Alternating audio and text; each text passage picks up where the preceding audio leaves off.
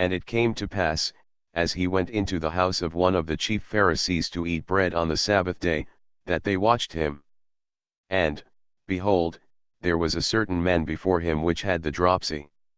And Jesus answering spake unto the lawyers and Pharisees, saying, Is it lawful to heal on the Sabbath day? And they held their peace.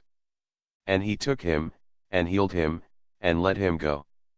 And answered them, saying, Which of you shall have an ass or an ox fallen into a pit, and will not straightway pull him out on the Sabbath day? And they could not answer him again to these things. And he put forth a parable to those which were bidden, when he marked how they chose out the chief rooms, saying unto them, When thou art bidden of any man to a wedding, sit not down in the highest room, lest a more honorable man than thou be bidden of him. And he that bade thee and him come and say to thee, Give this man place, and thou begin with shame to take the lowest room. But when thou art bidden, go and sit down in the lowest room, that when he that bade thee cometh, he may say unto thee, Friend, go up higher, then shalt thou have worship in the presence of them that sit at meat with thee. For whosoever exalteth himself shall be abased, and he that humbleth himself shall be exalted. Then said he also to him that bade him, When thou makest a dinner or a supper, call not thy friends, nor thy brethren, neither thy kinsmen, nor thy rich neighbors, lest they also bid thee again, and a recompense be made thee. But when thou makest a feast, call the poor, the maimed, the lame, the blind.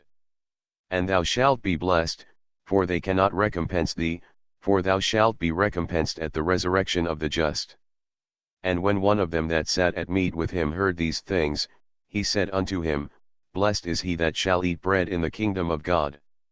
Then said he unto him, A certain man made a great supper, and bade many.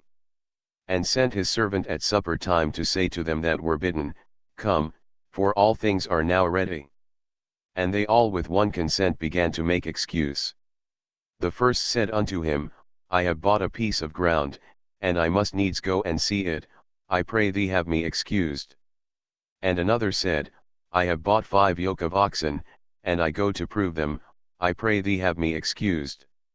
And another said, I have married a wife, and therefore I cannot come. So that servant came, and shewed his lord these things. Then the master of the house being angry said to his servant, Go out quickly into the streets and lanes of the city, and bring in hither the poor, and the maimed, and the halt, and the blind. And the servant said, Lord, it is done as thou hast commanded, and yet there is room. And the Lord said unto the servant, Go out into the highways and hedges, and compel them to come in, that my house may be filled. For I say unto you, that none of those men which were bidden shall taste of my supper. And there went great multitudes with him, and he turned, and said unto them, If any man come to me, and hate not his father and mother and wife, and children, and brethren, and sisters, yea, and his own life also, he cannot be my disciple. And whosoever doth not bear his cross, and come after me, cannot be my disciple. For which of you, intending to build a tower, sitteth not down first, and counteth the cost, whether he have sufficient to finish it? Lest haply, after he hath laid the foundation, and is not able to finish it, all that behold it begin to mock him, saying, This man began to build, and was not able to finish. Or what king, going to make war against another king, sitteth not down first, and consulteth whether he be able with 10,000 to meet him that cometh against him with 20,000? Or else, while the other is yet a great way off, he sendeth an ambassage, and desireth conditions of peace. So likewise, whosoever he be of you that forsaketh not all that he hath, he cannot be my disciple. Salt is good, but if the salt have lost his savour, wherewith shall it be seasoned?